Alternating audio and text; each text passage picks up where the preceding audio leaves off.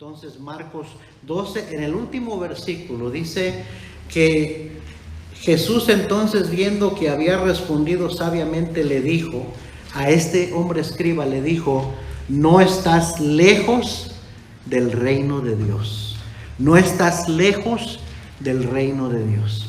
Entonces he titulado mi mensaje: estar cerca no es suficiente para entrar al cielo. Así es. Estar cerca no es suficiente para entrar al cielo.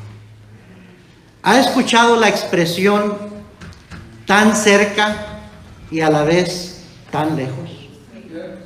Estás tan cerca, pero a la vez tan lejos. Así estaba este escriba. Un escriba era una persona encargada de copiar manuscritos, a transcribir dictados. Los reyes tenían escribas y hablaban, daban sus declaraciones, sus edictos, sus pensamientos, y los escribas estaban escribiendo todo lo que el rey decía para que se guardara una copia. Si vemos en el libro de las crónicas, mucho de lo que está escrito ahí fue escrito por un escriba. Esdras se llamaba. Entonces, copiando lo que estaba sucediendo con los reyes y con el país, con la nación. Los escribas judíos eran hombres estudiados en la ley y los profetas, cuya responsabilidad principal era transcribir la palabra de Dios, copiar la palabra de Dios. 1, 2, 3, 4, 5, 6, 7, 8.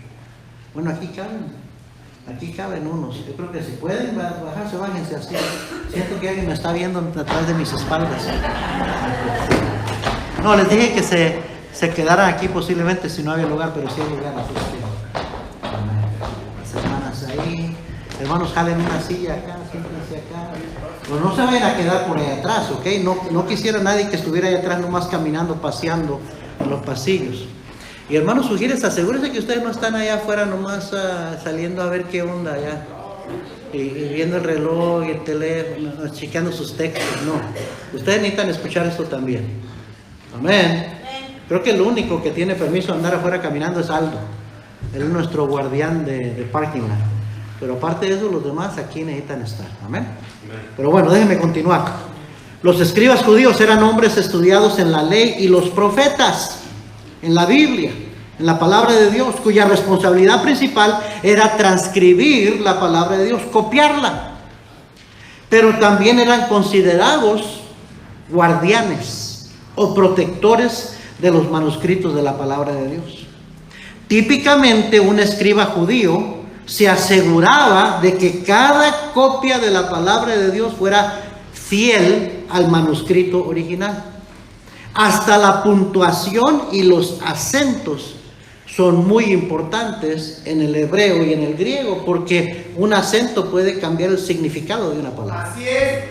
Entonces eran muy importantes. Ellos se aseguraban de que cada tilde, cada jota, cada puntuación estuviera donde debería de estar. Cuenta la tradición judía que para los escribas escribir y copiar la palabra de Dios era algo tan sagrado que solían santificarse de maneras especiales, como lavarse las manos y la cabeza y sus vestidos, y las plumas o bolígrafos que en aquel tiempo se iban a usar para escribir, tenían que ser únicamente designados para eso y eran purificados. La tinta era especial, que únicamente se usaba para escribir la palabra de Dios. También el papel era especial y eran escogidos y guardados para únicamente ser usados para la transcripción de las escrituras. Es mucho religiosidad todo eso, pero hay un principio ahí, hermanos. Deberíamos de valorar y respetar este libro. Está mal que hayan retirado. Está mal que lo olvidemos ahí en la iglesia y no lo toquemos en toda la semana. Está mal que esté en el baúl, en la cajuela de un carro, colectando tierra o en el suelo tirada. Yo nunca permito que mi Biblia esté en el suelo. la pongo en un sillón, en una mesa, pero no la dejo tirada ahí. La Biblia es sagrada, porque es la palabra de Dios. Hay muchas cosas que la gente llama sagrado hoy en día que no es sagrado, pero la palabra de Dios, téngalo por seguro, sí es sagrada. Y deberíamos de respetarla, deberíamos de leerla, y sobre todo deberíamos de obedecerla. ¿Sí me está siguiendo? Pero así ellos se acercaban a la palabra de Dios con ese cuidado. Ser escribas era su vocación, era un llamado. Y eran hombres muy respetados y hasta venerados en la sociedad israelita. Pues este escriba en particular había estado escuchando al Señor Jesucristo, discutiendo, o como dice ahí, disputando con otro grupo de religiosos llamados saduceos, otra secta muy prominente dentro del judaísmo, quienes habían ido al Señor Jesucristo y le llamaban maestro, rabí. Habían acercado al maestro rabí, pero no porque querían aprender algo, no porque sinceramente querían escuchar qué tenía que decir el rabí, el maestro, sino para hacerle una pregunta hipotética, o sea, una suposición con respecto a la resurrección de los muertos, algo que ellos mismos ni creían. Ellos no creían en la resurrección, pero le hicieron una pregunta como con el fin de cachar al Señor, pudiéramos decirlo así, en una contradicción, que se contradijera a él mismo, en una contradicción de la ley de Moisés o los escritos de los profetas. Mire, si está ahí en Marcos 12, nomás denle una vuelta para atrás a su hoja, y en el versículo 18, unos versículos antes de nuestra lectura, Marcos 12, 18, vemos esta conversación que estaba teniendo el Señor, esta discusión que estaba teniendo el Señor con los saduceos. Y ese escriba estaba escuchando lo que el Señor estaba diciendo. Dice versículo 18, entonces vinieron a él los saduceos que dicen que no hay resurrección. ¿Está ahí? Y le preguntaron diciendo, maestro, Moisés nos escribió que si el hermano de alguno muriere y dejare esposa, pero no dejare hijos, que su hermano se case con ella y levante descendencia a su hermano. Así decía la ley de Moisés. Hubo 7 hermanos, el primero tomó esposa y murió sin dejar descendencia. Y el segundo se casó con ella y murió y tampoco dejó descendencia. Y el tercero de la misma manera. Y así los 7 se casaron con la misma mujer para tratar de levantar descendencia al primer hermano. Porque era muy importante eso en la cultura judía, que dejara descendencia. Pero dice, no dejaron descendencia. Y después de todos, murió también la mujer. La mujer sobrevivió a los 7 maridos. ¿Verdad? Muchas veces, casi siempre el hombre es el que se muere primero. Mi esposa me dice, no te vayas a morir tú primero. Yo me quiero morir primero. Le dije, no, si te mueres tú, me muero yo. Pero le dije, lo más seguro es que me voy a morir yo primero. Y te vas a poder cobrar el seguro de vida y vete a pasear el mundo. No te vayas a casar con otro porque luego lo vas a tener que mantener. Pero si ella se muere primero, yo sí me voy a casar con otro. Es que el hombre no puede estar solo, no debe estar solo, la Biblia lo dice. Pues, ahora cómo nos reímos con el pastor Víctor Álvarez. Y vemos con ellos para arriba y para abajo, y estaba hablando de eso el pastor Víctor Álvarez, ¿no? De cómo que si se moría, primero que la esposa le dijo, pues si te mueres, si me muero yo y te quedas vivo tú, él le dice que se va a volver a casar, le dice, pues yo creo que me voy a casar con una de 50 y tantos. Y le dice la mujer, no, ¿para qué te casas con una de 50 y tantos? Están bien enfermas a esa edad. Dice, cásate con una de 35 40. Dice, ok, pues voy a ser obediente a mi esposa. Bueno, los 7 se murieron. Y dice que finalmente la mujer también se murió. Y luego le hacen esta pregunta para picarle, para probarlo. Porque ellos no creían en la resurrección. Pero mire lo que le preguntan. En la resurrección, pues, cuando resuciten, ¿de cuál de ellos será ella mujer? Ya que los 7 la tuvieron por mujer. Me gusta la respuesta del Señor. Entonces respondiendo Jesús les dijo, no erráis por esto, porque ignoráis las Escrituras y el poder de Dios. Porque cuando resuciten de los muertos, ni se casarán, ni se darán en casamiento, sino serán como los ángeles que están en los cielos. A veces mi esposa me dice, yo creo que en el cielo vamos a comer lo que nos gustaba aquí en la tierra. Que yo creo que el cielo es tan especial que Dios nos va a dar de comer nuestra comida favorita aquí y allá. Amén. Digo, no creo, Jani. Pues en primer lugar porque ya no vamos a tener este cuerpo con las necesidades y los antojos que tiene.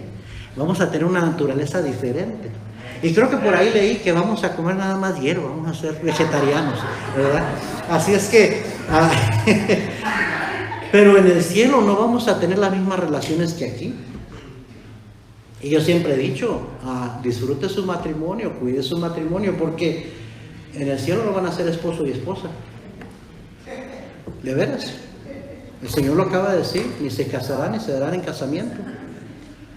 En el cielo ya no vamos a ser hermanos en la sangre, ni primos, ni tíos. En el cielo vamos a ser todos hermanos en Cristo. Esa sí es una relación que va a continuar allá, porque es una relación espiritual. Amén. Entonces, dice, seremos como ángeles que están en los cielos. Versículo 26, pero respecto a que los muertos resucitan, ¿no habéis leído en el libro de Moisés como les habló en la zarza diciendo, yo soy el Dios de Abraham, el Dios de Isaac y el Dios de Jacob? Dios no es Dios de muertos, sino Dios de vivos. Así que vosotros mucho erráis. Y les tapó la boca a los preguntones, ¿verdad? Dios nos gusta, ¿cómo nos gusta andar averiguando, preocupados, tratando de figurar lo que no dice la Biblia, en vez de concentrarnos en lo que sí dice la Biblia y ponerlo por obra, ponernos a obedecer? Amén. En Deuteronomio 29:29 el Señor dijo, las cosas secretas pertenecen a Jehová nuestro Dios, mas las reveladas son para nosotros y para nuestros hijos, para que cumplamos todas las palabras de esta ley. Alguien dijo, mejor es saber poco de la Biblia y hacerlo, obedecerlo, a saber mucho de la Biblia y no hacerlo. Entonces, es bueno estudiar y es bueno conocer, crecer espiritualmente, en conocimiento, pero no se afane por saber cosas que no están claramente enseñadas en la Biblia. Preocúpese por obedecer lo que sí está clarito y usted lo entiende. De eso no vamos a tener excusa delante de Dios, porque si entendimos, y la Biblia dice que el que sabe hacer lo bueno lo hace, le es pecado. ¿Sí o no? Entonces, pues dice en el versículo 28, nuestro pasaje, dice que acercándose uno de los escribas que los había oído disputar y sabía que les había respondido bien, le preguntó, o sea, vio la respuesta del Señor Jesucristo, que era sensata, que era sabia, que era acertada, y le llamó la atención y se acercó al Señor. Ahora, para él hacerle una pregunta al Señor, le preguntó, ¿cuál es el primer mandamiento de todos? Esa sí fue una pregunta sincera y sencilla. No fue una pregunta mañosa, con malos motivos, para ver si cachaba el Señor en un error. No, sinceramente se le acercó para preguntarle, ¿cuál es el principal mandamiento de todos? Y el Señor le responde, versículo 29, Jesús le respondió, el primer mandamiento de todos es, oye Israel, el Señor nuestro Dios, el Señor uno es. Y amarás al Señor tu Dios con todo tu corazón y con toda tu alma y con toda tu mente y con todas tus fuerzas. Este es el principal mandamiento. Yo no sé usted, pero ya con ese primer y principal mandamiento es suficiente para mirarse uno en el espejo.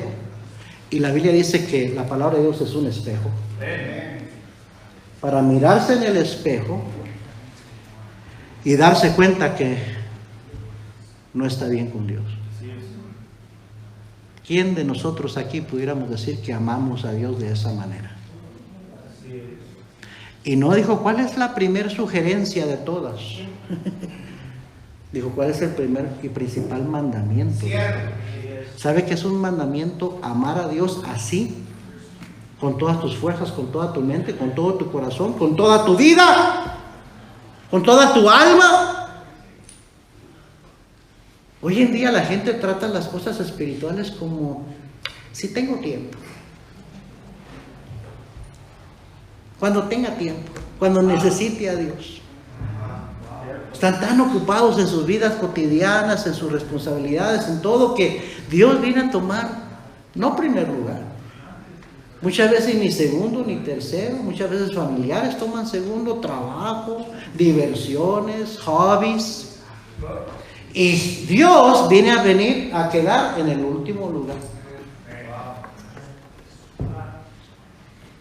Y ya nada más con ese mandamiento es para que nos veamos en el espejo de la palabra de Dios y nos demos cuenta que estamos lejos de estar bien con Dios. ¿Sí me está siguiendo?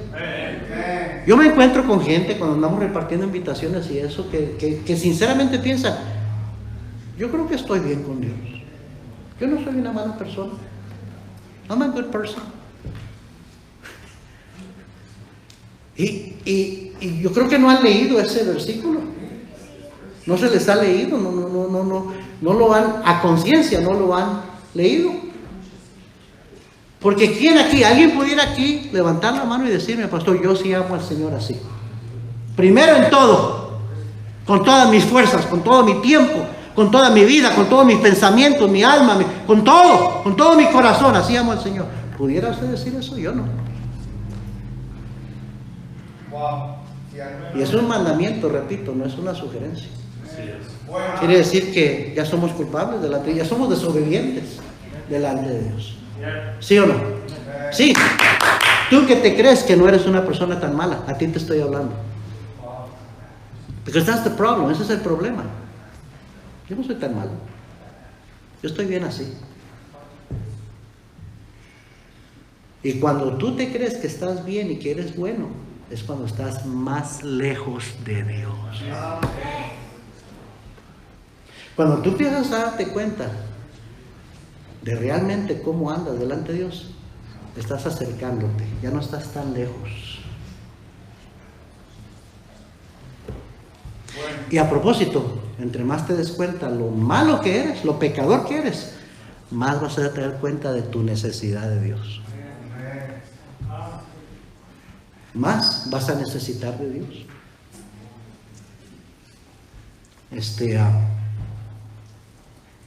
Dice en el versículo 31, sigamos leyendo, ahí estamos en el mismo pasaje. Y el segundo es semejante: amarás a tu prójimo como a ti mismo. No hay otro mandamiento mayor que estos. Entonces el escriba le dijo: bien, maestro, ¿verdad has dicho? Que uno es Dios y no hay otro fuera de él. Y el amarle con todo el corazón, con todo el entendimiento, con todo el alma y con todas las fuerzas, y el amar al prójimo como a uno mismo es más que todos los holocaustos y sacrificios. Los holocaustos y los sacrificios eran ritos que practicaba el pueblo de Dios, la nación de Israel. Tenían fiestas ritualistas solemnes que el pueblo celebraba u observaba cada año con el fin de ser aceptos delante de Dios. El judío pensaba y creía que al cumplir con los ritos y los holocaustos y los sacrificios que se ofrecían en el tabernáculo, luego en el templo, que de esa manera las cosas estaban bien con Dios, se estaban acercando a Dios, estaban cumpliendo con Dios. ¿Sabe que así hay mucha gente religiosa? Que nomás van a la iglesia donde van, a la religión que van, sea un servicio evangélico o la misa, van con el pensar, pues es que hay que ir a cumplir, hay que ir. Y ya echa la bendición el cura al final, o hacen la última oración y ya te vas, ya todo está bien, ya cumplí, ya hice ya cumplí con Dios, y el resto, el lunes a sábado vivimos como el diablo, pero ya cumplí, ya hice lo que me pedía la religión. No me mire así.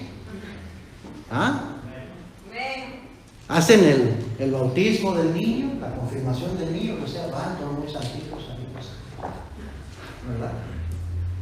Ya bautizan el niño.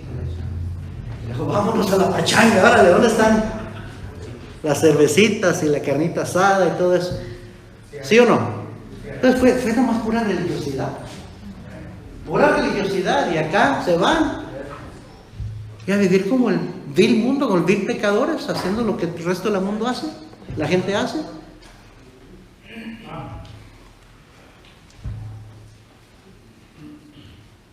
Los ritos y los sacrificios eran obras religiosas muertas que nunca podían ni pueden solucionar el problema principal de un pecador. ¿Cuál es el problema principal de un pecador? Su pecado, señores.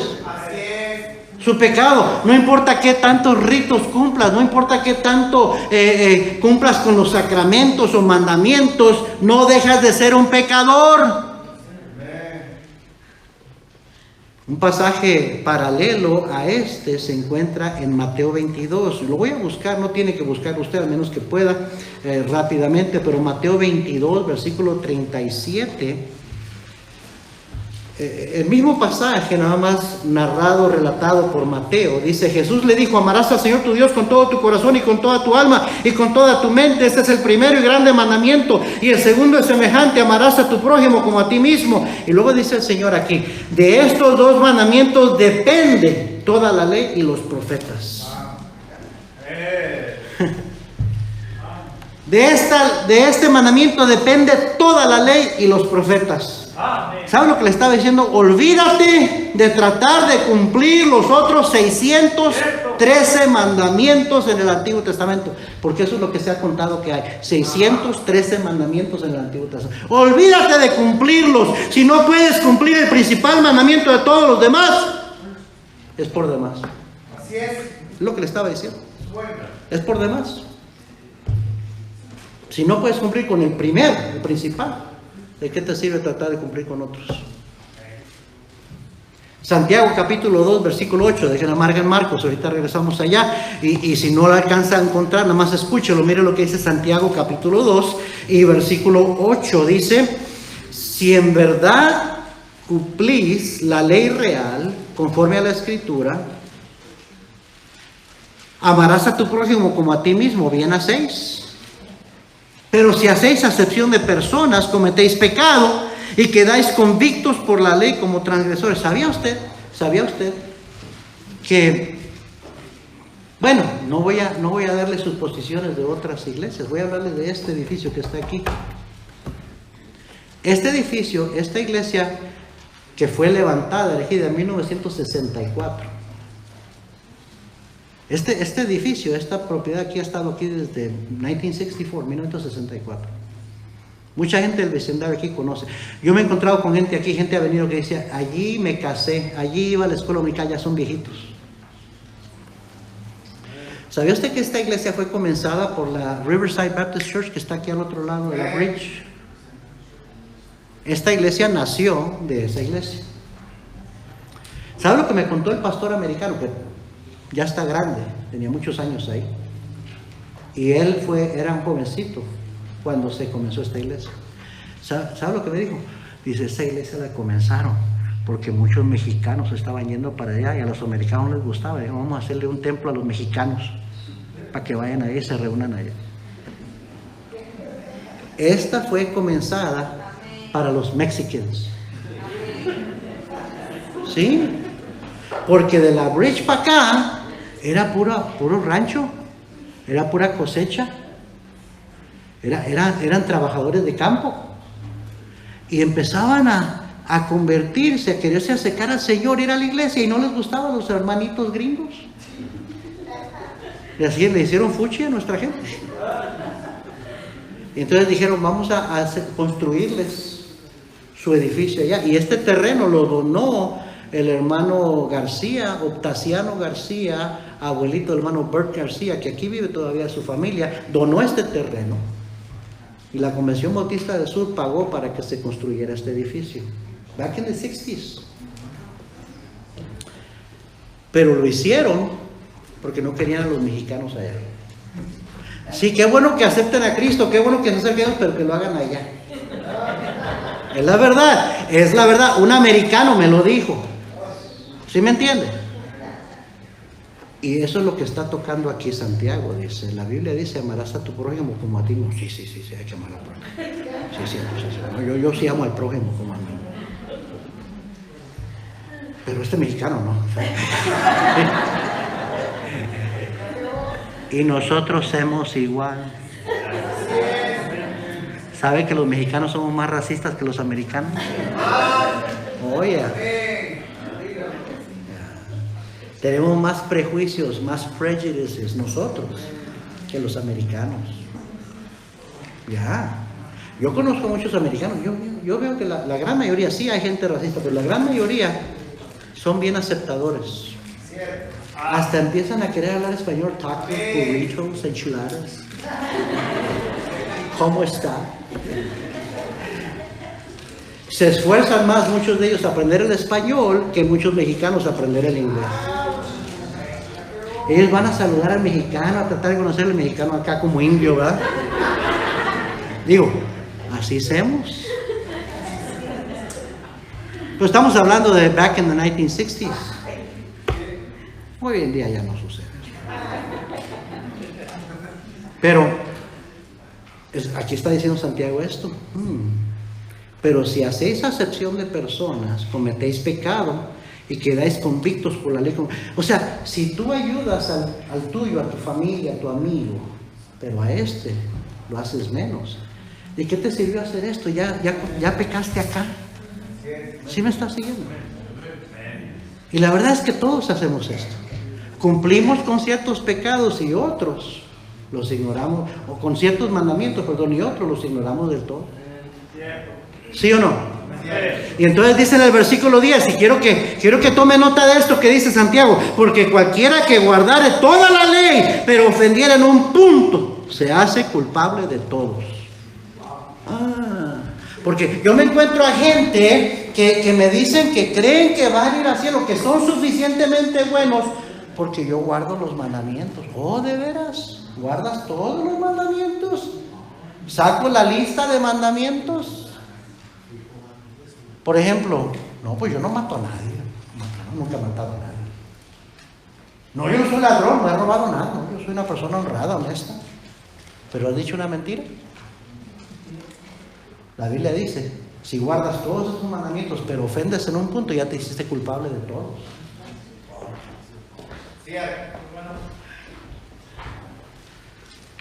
El problema de ese escriba, de ese hombre, conocedor de la ley, es que pensaba que porque conocía la palabra de Dios, que porque la estudiaba, la conocía al derecho y al revés, porque era devoto en su religión, que ya era un hombre bueno, que ya era acepto delante de Dios, pero no podía estar más equivocado. ¿Cuál fue la contestación del Señor a este hombre? En el versículo 34, Jesús entonces, viendo que había respondido sabiamente, o sea, correctamente, le dijo, no estáis lejos del reino de Dios. Ahora, esas palabras, yo le pregunto a usted, ¿son motivo de que alguien se sienta felicitado, orgulloso de sí mismo, alentado, con esperanza? ¿Sabe qué? Cuando se trata de ir al cielo, yo creo que no. ¿Por qué? Porque estar cerca no es lo mismo que haber llegado. Jesús dijo, en la casa de mi Padre muchas moradas hay. Si así no fuera, yo lo hubiera dicho, voy pues a preparar lugar para vosotros, para que donde yo esté, vosotros también estéis. Vamos a la iglesia de los hermanos y yo pensé, después de 3 veces de ir y venir, ya me sé el camino. La última vez no prendí el GPS y me pasé la calle y ahí voy por otra y de repente ya veo diferente, digo, y ya vamos nada más con 5 minutos de tiempo para empezar el servicio. Y ando, ¿verdad? ¿Cómo le hago? Y el teléfono, ándale el teléfono, y ahí estaba la vuelta. Pero como no es donde yo conozco, estaba bien perdido. Usted puede estar cerca del cielo, oiga bien, y no entrar al cielo. Sí captamos eso. ¿Sí me entiende? Usted puede estar cerca del cielo y no entrar al cielo. Romanos 3:23 dice, por cuanto todos pecaron y están destituidos de la gloria de Dios. Esa palabra destituido quiere decir que no eres suficientemente bueno, estás fuera.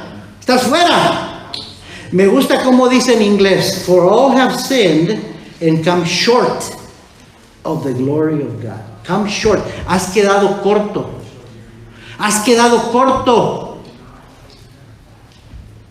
Y déjeme decirle esto, basado en todo esto, número uno, si usted cree que su religión, que su iglesia, cualquiera que sea, así sea esta religión, esta iglesia, le puede salvar, usted queda corto de entrar a la gloria de Dios. Amén. Puede ser que no esté muy lejos, pero usted queda corto de entrar a la gloria de Dios. Miren Mateo 23. Y si no lo encuentra, nada más escúcheme. Pero aquí el Señor se está dirigiendo a fariseos y escribas. ¿Quiénes eran los fariseos y los escribas? La gente más religiosa, los líderes religiosos del pueblo de Israel. Amén. Mire, usted esperaría que los líderes religiosos de un pueblo son los más sinceros, los más cerca de Dios. ¿Sí o no?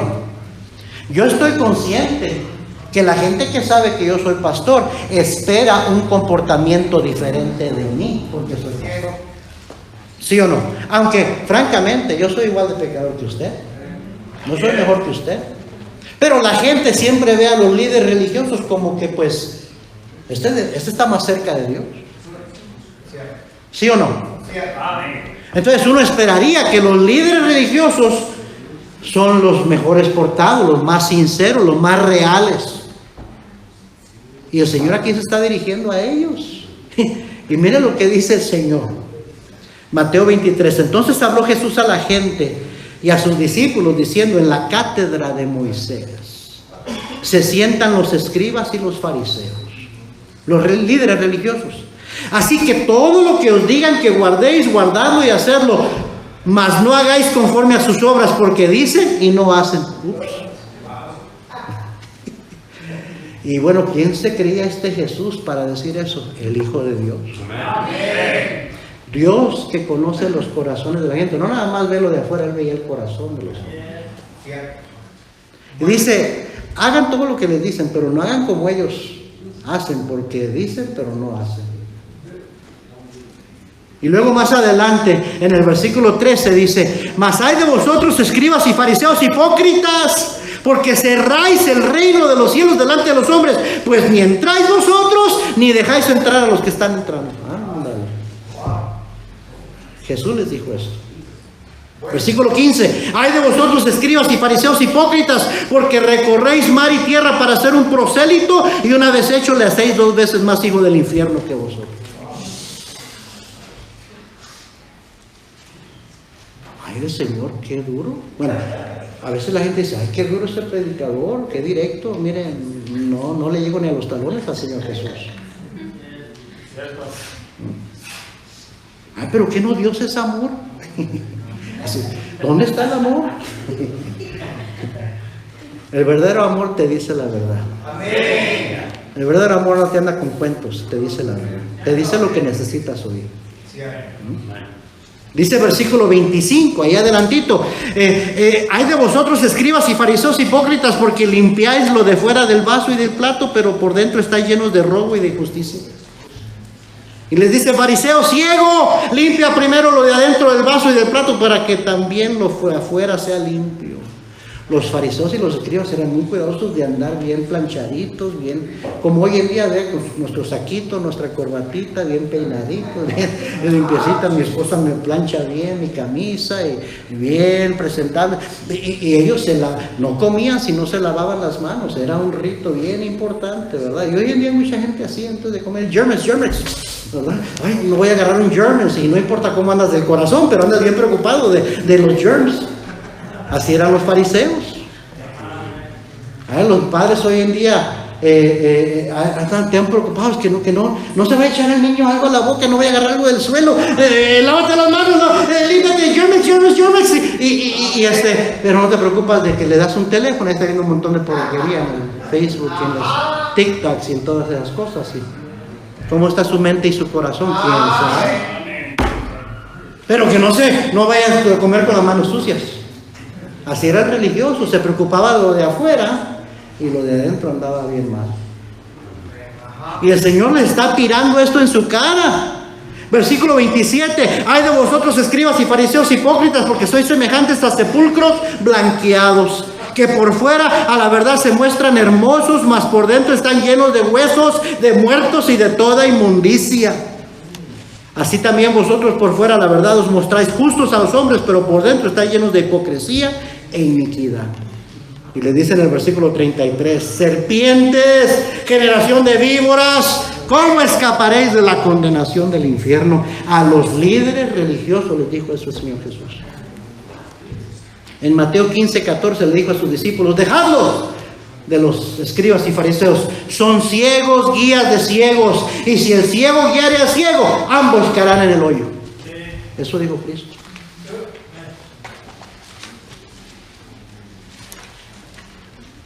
Segundo, si usted cree que guardando los mandamientos puede salvarse, usted queda corto de entrar a la gloria de Dios.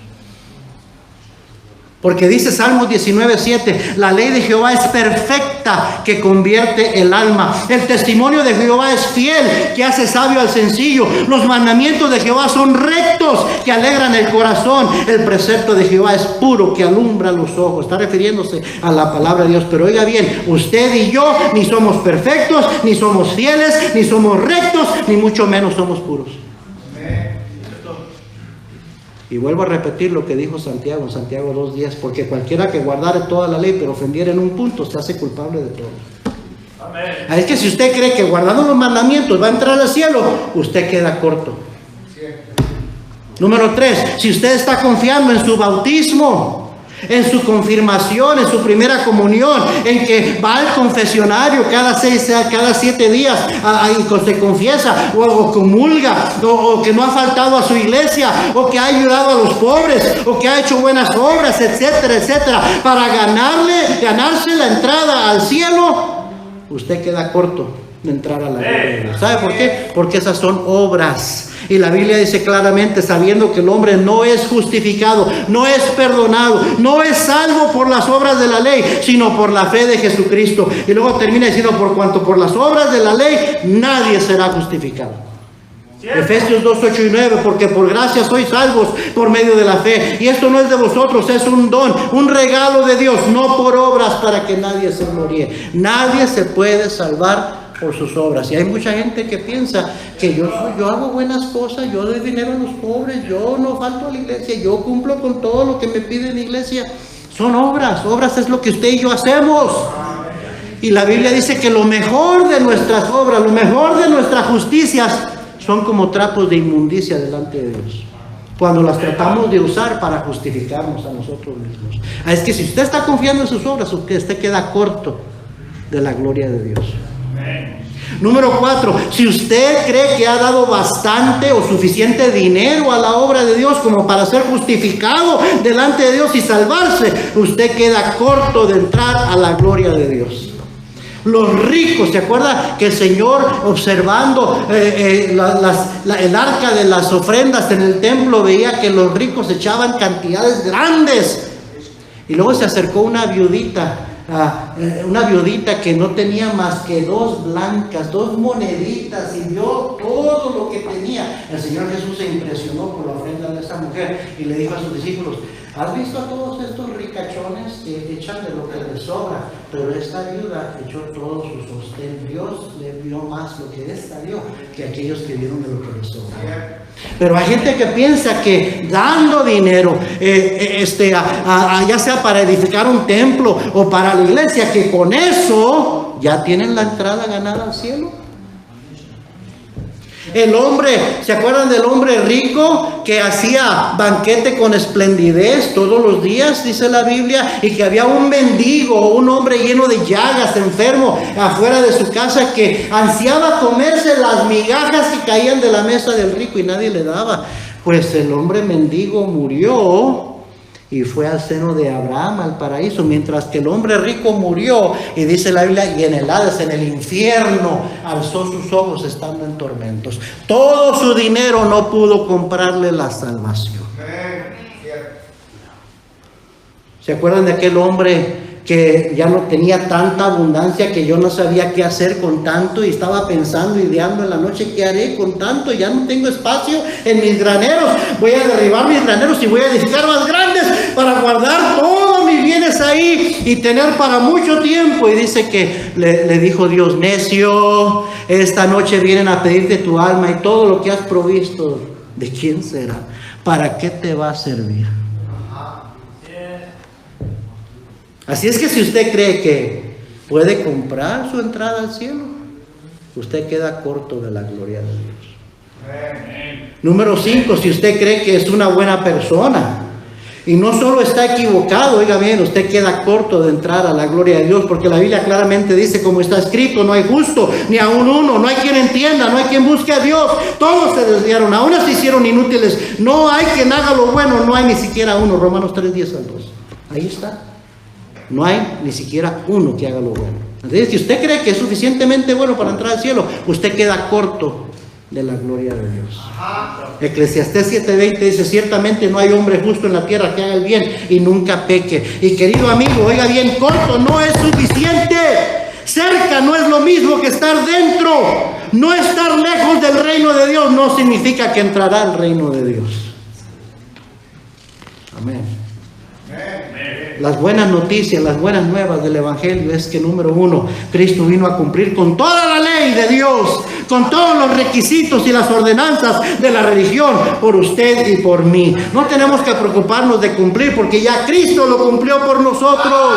Mateo 5:17 dijo Cristo: no penséis que he venido para abrogar la ley o los profetas. No he venido para abrogarla, sino para cumplir. Cristo cumplió con cada mandamiento de la ley. En el versículo 18 digo: porque de cierto os digo que hasta que pasen el cielo y la tierra, ni una jota ni una tilde pasará de la ley hasta que todo se haya cumplido. ¿Y sabe qué? Gloria a Dios, Él cumplió con todo.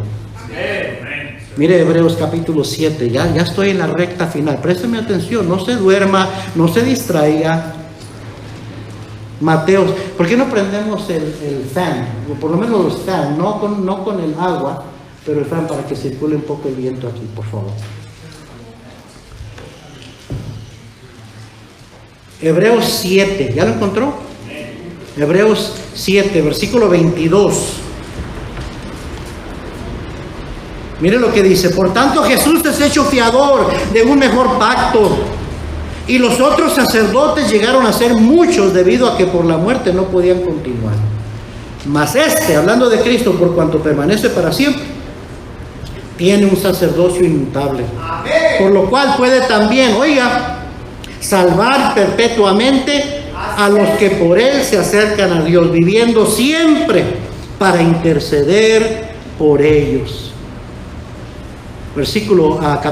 Capítulo 9, versículo 11 de Hebreos 9:11. Y ciertamente todo sacerdote está día tras día ministrando y ofreciendo muchas veces los mismos sacrificios que nunca pueden quitar los pecados. Pero Cristo, habiendo ofrecido una vez para siempre un solo sacrificio por los pecados, se ha sentado a la diestra de Dios. Versículo 14: porque con una sola ofrenda hizo perfectos para siempre a los santificados. Amén.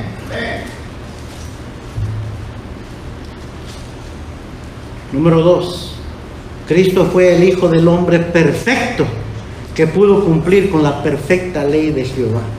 Ahí mismo en Hebreos 10 y versículo 11. Ya lo leímos ese. Hebreos 10, 14, ya lo leímos. Hebreos 10, 15, me brinqué. 10, 17, me brinqué unos versículos. Mire, vamos a leer 9, 11 a 15, perdón. 9, 11 a 15.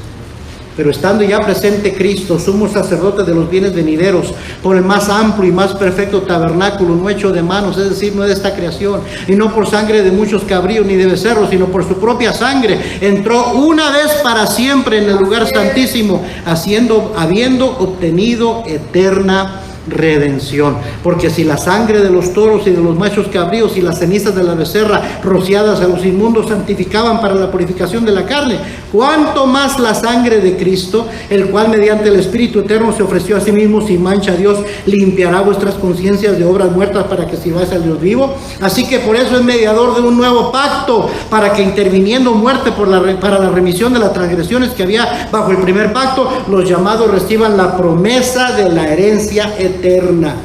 Mire, pudiera seguir leyendo, pero dijimos, número 1, Cristo vino a cumplir con toda la ley.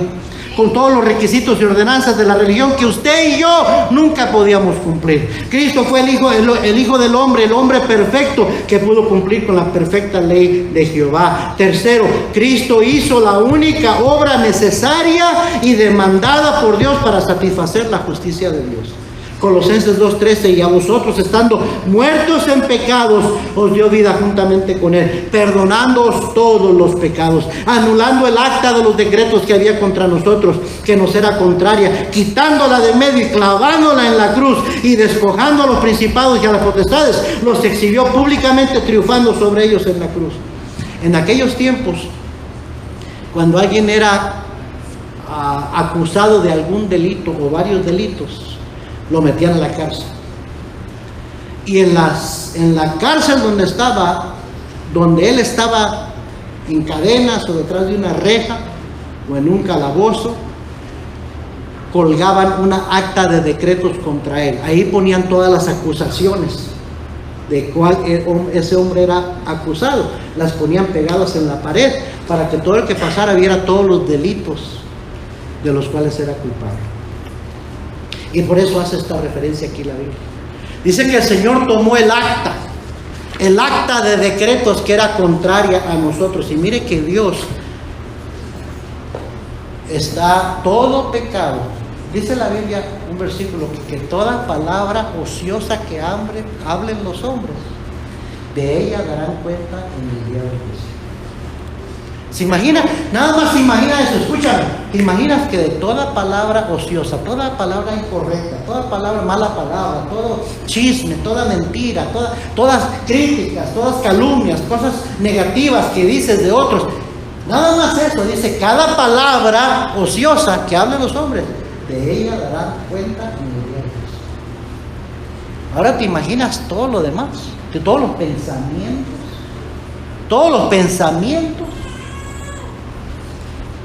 Entonces hay una gran acta de decretos en contra de nosotros.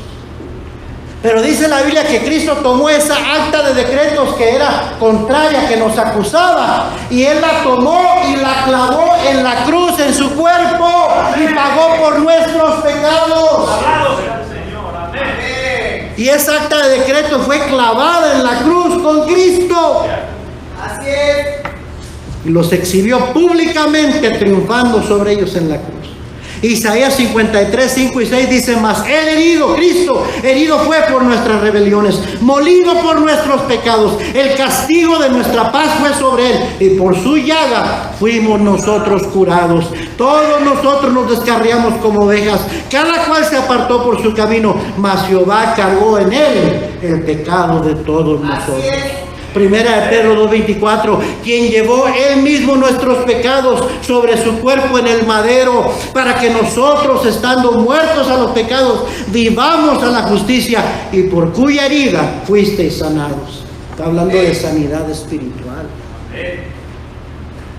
Entonces Cristo hizo la única obra necesaria y demandada por Dios para satisfacer la justicia de Dios y el precio que se tenía que pagar por nuestros pecados. Número 4, Cristo vino a pagar el precio para redimirnos y comprar nuestra salvación en la cruz del Calvario. Primera a los Corintios 6:20 dice: porque habéis sido comprados por precio, glorificad pues a Dios en vuestro cuerpo, en vuestro espíritu, los cuales son de Dios. Y ese precio fue la sangre preciosa de Cristo Jesús. La Biblia dice en Primera de Juan 1:7: y la sangre de Jesucristo su Hijo nos limpia de todo pecado. Número 5, para terminar, Cristo es el único que puede perdonarlo de todos sus pecados y hacerlo acepto en su nombre delante de Dios. Efesios capítulo 1 y versículo 3 dice: bendito sea el Dios y Padre de nuestro Señor Jesucristo, que nos bendijo con toda bendición espiritual en los lugares celestiales en Cristo, según nos escogió en Él antes de la fundación del mundo, para que fuésemos santos y sin mancha delante de Él, en amor, habiéndonos predestinado para ser adoptados hijos suyos por medio de Jesucristo, según el puro afecto de su voluntad, para alabanza de la gloria de su gracia, con el cual nos hizo aceptos en el amado. Usted y yo no somos aceptos por nuestras obras, por nuestras justicias. Somos aceptos al poner su fe en Cristo Jesús. Usted va a ser aceptado por lo que Él es y lo que Él hizo, no por quién es usted y lo que usted haya hecho. ¿Sí me está siguiendo? ¿Qué necesita hacer? ¿Qué necesito hacer entonces para ser salvo y entrar a la gloria? Hay que reconocer que usted es un pecador y culpable delante de Dios. La Biblia dice, como por cuanto todos pecaron y están destituidos de la gloria de Dios. Usted necesita reconocer que usted es un pecador. Usted necesita reconocer que usted es culpable delante de Dios. Porque ¿verdad que nadie lo obliga a pecar? Nadie lo fuerza a pecar, ¿verdad que no? Pecamos porque somos pecadores, porque queremos pecar. Sabemos lo que estamos haciendo. Quizás un niñito de 2, 3 años no sabe, 4 años no sabe, pero llega a una edad donde ya hasta los niños están conscientes que lo que están haciendo está mal. Y llega a esa etapa, a esa edad de la conciencia, porque Dios nos dio una conciencia, ya sabemos lo que está mal. Y Dios dice, necesitas reconocer que eres no solamente pecador, sino que eres culpable delante de Dios. ¿Qué más necesito hacer? Necesitas reconocer que mereces ser condenado en el infierno por tu pecado. Porque la Biblia dice en Romanos 6:23, porque la paga del pecado es muerte, y esa muerte es la muerte segunda. Dice la Biblia en Apocalipsis 20:12, y vi los libros abiertos, y vi a pequeños y a grandes de pie delante de Dios, los muertos, grandes y pequeños de pie ante Dios en el juicio final. Dice, y los que no, su nombre no fueron hallados en el libro de la vida, fueron lanzados al lago de fuego. Esta es la muerte segunda, y todo aquel que no se haya inscrito en el libro de la vida será lanzado al lago de fuego. Apocalipsis 21:8 dice claramente, más los homicidas, los fornicarios, los hechiceros, dice, y todos los incrédulos y todos los mentirosos tendrán su parte en el lago que arde con fuego y azufre, que es la muerte segunda. Querido amigo, hay una muerte segunda, esa es la que debe de preocuparle, no la muerte primera. La muerte física, pues del polvo venimos, al polvo volvemos. Pero ¿qué con su alma? ¿Qué con su espíritu? Un día usted va a tener que darle cuentas a Dios en el juicio. Y dice la Biblia, ahí menciona claramente que hay una muerte segunda. ¿Qué es la muerte segunda? La eterna separación de Dios en el infierno, en el lago de fuego. Y si usted quiere que Cristo le pueda perdonar y salvar, usted tiene que reconocer que es culpable delante de Dios y que merece ir a ese infierno. Porque mientras usted piense que usted no es tan malo y usted no merece ir al infierno, Cristo no puede salvarle. ¿Para qué? Usted no necesita un Salvador. Usted piensa que no necesita un Salvador. ¿Sí me está siguiendo? Usted necesita reconocer que Cristo vino a morir por usted en la cruz del Calvario y que derramó su sangre para pagar el precio de su salvación y que solo Él puede salvarle. Romanos 5:8 dice, mas Dios muestra su amor para con nosotros en que siendo aún pecadores, Cristo murió por nosotros. La Biblia dice que Él llevó nuestros pecados en su cuerpo sobre el madero para llevarnos a Dios. Hechos 4:12 dice la Biblia claramente, porque no hay nombre debajo del cielo dado a los hombres en que podamos ser salvos. Cristo dijo, yo soy el camino, la verdad y la vida. Nadie viene al Padre sino por mí. No hay otro que pueda salvarle. Usted y yo necesitamos un Salvador. Y por último, usted necesita estar dispuesto a confiar en Cristo para el perdón de sus pecados y para que le dé vida eterna, porque dice la Biblia claramente en Juan 3:16, porque de tal manera amó Dios al mundo que ha dado su Hijo unigénito, para que todo aquel que en Él cree, creer ahí quiere decir confiar, para que todo en Él que en Él confíe, no se pierda, mas tenga vida eterna. Porque no envió Dios a su Hijo para condenar al mundo, sino para que el mundo sea salvo por Él. El que en Él cree no es condenado, pero el que no ha creído ya ha sido condenado. Así es. Romanos 10:9 dice que si confesares con tu boca que Jesús es el Señor y creyeres en tu corazón, aquí es donde uno cree. Con esto es donde uno acepta a Cristo. Y creyeres en tu corazón que Dios lo levantó a los muertos, serás salvo. Dios cuando promete algo, Él lo cumple. Usted nada más necesita confiar en Él. Y Él dice, te doy mi palabra, serás salvo. Y luego 2 versículos después dice, porque todo aquel que invocare el nombre del Señor será salvo. Si ustedes de los que dicen, así me dicen alguna gente, no, yo sí creo en Dios. Sí, yo creo que Cristo vino y murió en la cruz. O yo siempre he creído eso siempre lo he creído yo, ya siempre, toda mi vida. Siempre, yo le acepto a Él todos los días le acepto. No, yo creo lo que la Biblia dice, sí. Déjeme decirle, usted no está lejos del reino de Dios. No está lejos. Desafortunadamente, estar cerca no es lo mismo que ser salvo. No es suficiente para salvar. Juan 1:12 dice, mas a todos los que le recibieron. Ve, recibir implica una decisión. ¿Me ofreces tu Biblia? ¿Me la regalas? Si ella me la ofrece, ella toma la decisión que me la quiere dar. Pero ahora es mi decisión aceptarla o no. Y no importa qué tanto ella me la quiera dar, pero ya la decisión ya no es de ella, ahora la decisión es mía. Yo decido recibirla o rechazarla. Puedo ser sangrón y decirle, no, esta yo tengo. ¿Sabe que esto así me dice mucha gente? Así está bien, yo tengo mi Biblia. Otro día. Pero mire, Cristo le salva, Cristo murió por nosotros, Cristo quiere darle vida eterna. ¿Lo creen? Sí, pero ahorita no. Como si fuera cualquier cosa. Es Cristo que le está ofreciendo la vida eterna, el perdón de sus pecados. Y luego para que usted diga, sí, lo voy a pensar. Otro día. Ok, pues llegamos otro día después de un día. Y ni nos abre la puerta. Y ese otro día se convierte en nunca. Cierto. Y a propósito, usted no sabe si va a tener otro día. Entonces ella me dice, aquí está, te la regalo. ¿Sabe lo que tengo que hacer yo para que esa Biblia esté mía? Lo único que tengo que hacer es, ahí díganme, recibir, aceptar.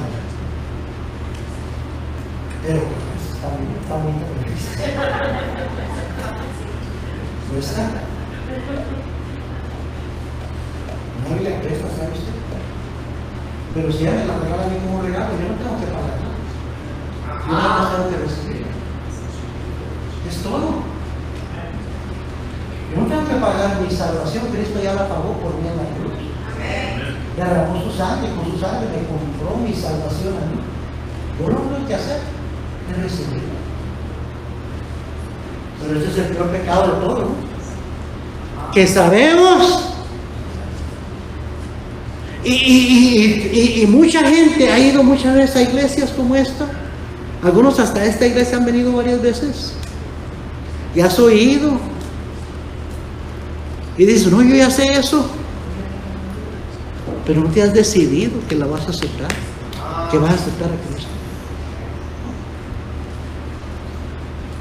Alguien dijo, la distancia de aquí a aquí es aproximadamente 12 pulgadas.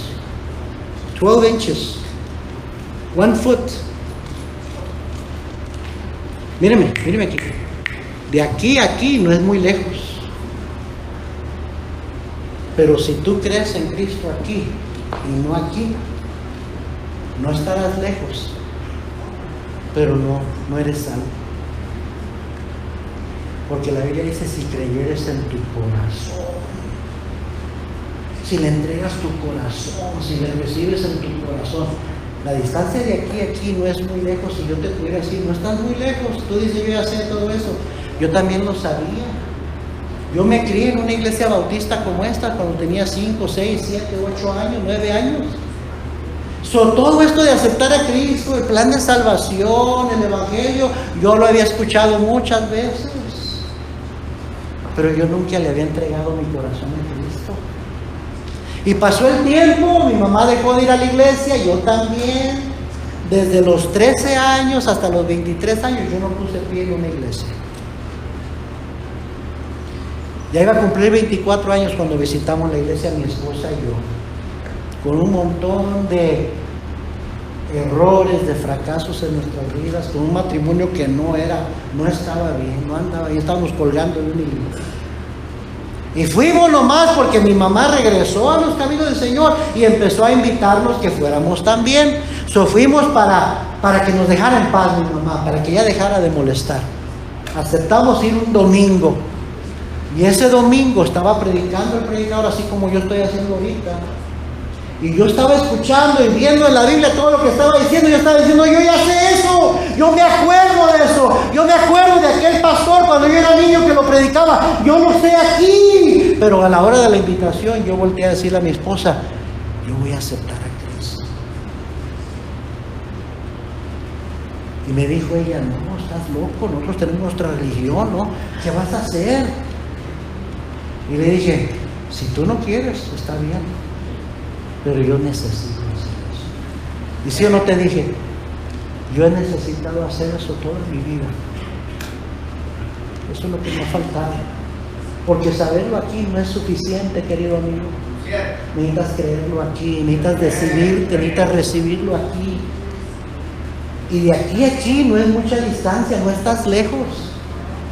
Pero si yo me hubiera muerto sin recibir a Cristo aquí, no importa qué tanto yo sabía aquí, me hubiera perdido en el infierno. ¿Sí me estás siguiendo?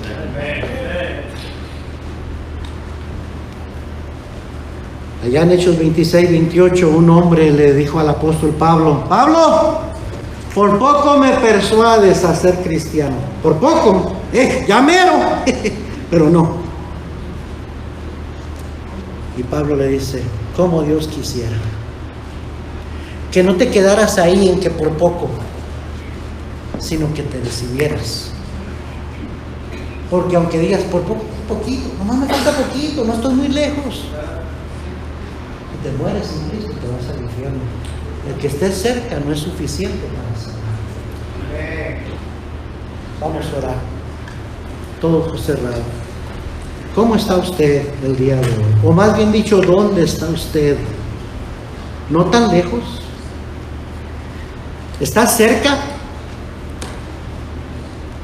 Qué bueno, pero cerca no es suficiente.